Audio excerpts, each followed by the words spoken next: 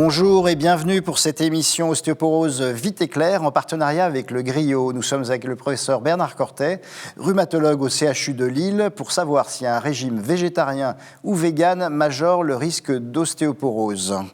Alors, c'est quoi l'alimentation idéale d'une ostéoporose, Bernard Cortet ? Alors ça, c'est un sujet qui nous tient particulièrement à cœur et donc sous l'égide de la SFR, mais bien en partenariat avec le Griot, des recommandations sont quasiment finalisées, très générales, sur alimentation et statut osseux. Donc, il y a plusieurs éléments à prendre en considération. Le premier élément, et on s'en doute de manière implicite, c'est le calcium. Le calcium, il y en a beaucoup dans l'alimentation, notamment dans les produits laitiers. Il est clair que pour une quantité donnée de produits laitiers, c'est là où on a le plus de calcium, sachant que les produits laitiers également apportent des protéines. Et le deuxième élément sur un plan alimentaire, ce sont les protéines qui jouent un rôle extrêmement important. Bon, après, il faut avoir une alimentation équilibrée, il ne faut pas avoir une alimentation trop grasse. Donc ça, c'est plutôt des éléments de bon sens. Mais ces deux points, calcium, surtout produits laitiers, puisque c'est là où il y en a le plus, et protéines, sont des éléments fondamentaux à prendre en considération.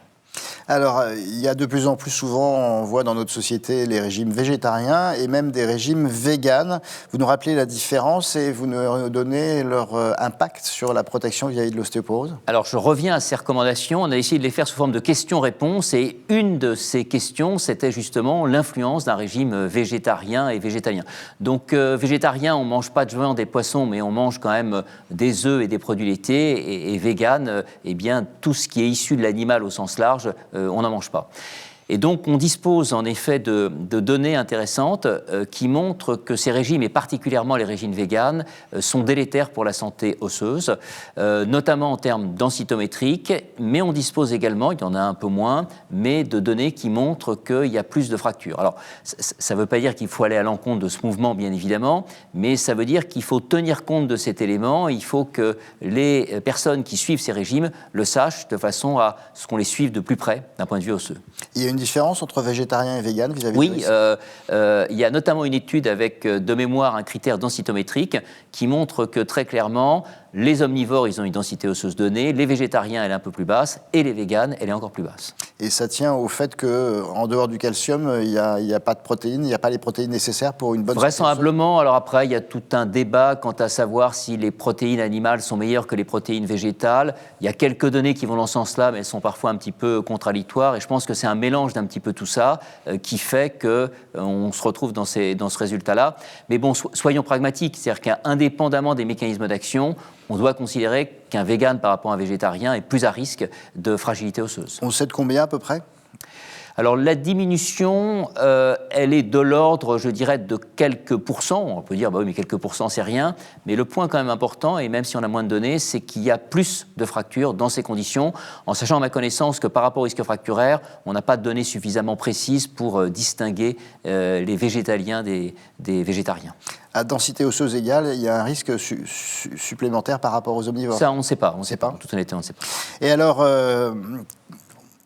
on va leur donner des conseils pour avoir quand même une alimentation qui soit plus compatible avec une bonne santé osseuse dans ce cadre-là. Donc du calcium, il y en a dans la salade, mais ça veut dire qu'il faut en manger beaucoup plus ? Oui, alors par exemple, il y a toujours une diapositive que je présente avec les épinards et il faudrait en ration, il faudrait 16 fois plus d'épinards par rapport à un verre de lait pour arriver à au même contenu de calcium. Donc je pense que c'est difficile de le faire sur un plan strictement alimentaire.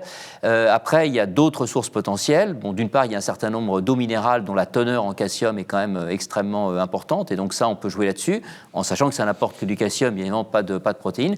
Et puis, lorsque véritablement il y a une carence calcique importante, on peut s'aider de médicaments qui contiennent bien évidemment du calcium.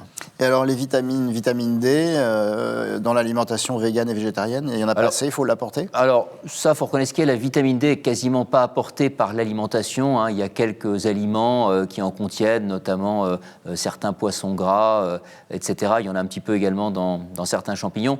Donc ça, c'est pas tellement le fond du problème. Il faut quand même savoir qu'il y a certains pays où les produits sont enrichis en vitamine D, mais c'est pas tellement le cas en France, et on a très peu de données quant à savoir l'effet de cette addition de vitamine D sur le statut osseux parce que ça concerne trop peu de personnes. Et au-delà du calcium et de la vitamine D, est-ce qu'il y a d'autres vitamines ou d'autres éléments qu'il faut apporter? Oui, il y en a potentiellement d'autres, mais notamment, il y a quelques éléments, parce qu'avec la vitamine C, surtout la vitamine K, à moindre degré la vitamine E, mais honnêtement, il y a relativement peu d'études avec des conclusions contradictoires. Et en dehors de la vitamine D, bien évidemment, la seule vitamine pour laquelle il y a un certain niveau de preuve, c'est la vitamine K, avec quand même peu de données en littérature, avec donc plutôt un effet bénéfique de la vitamine K sur le statut osseux.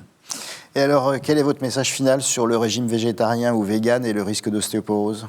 Eh bien, c'est qu'il faut quand même savoir que ces personnes qui s'engagent vers un tel régime sont à risque d'ostéoporose, ce qui n'est pas entre guillemets grave autant que tel, mais il faut intégrer cela et donc évaluer leur statut osseux et prendre toutes les mesures qui s'imposent, notamment lorsque le statut osseux de ces personnes est défectueux. Merci Bernard Cortet. Je vous rappelle que vous trouverez toutes les informations complémentaires sur le site du Griot.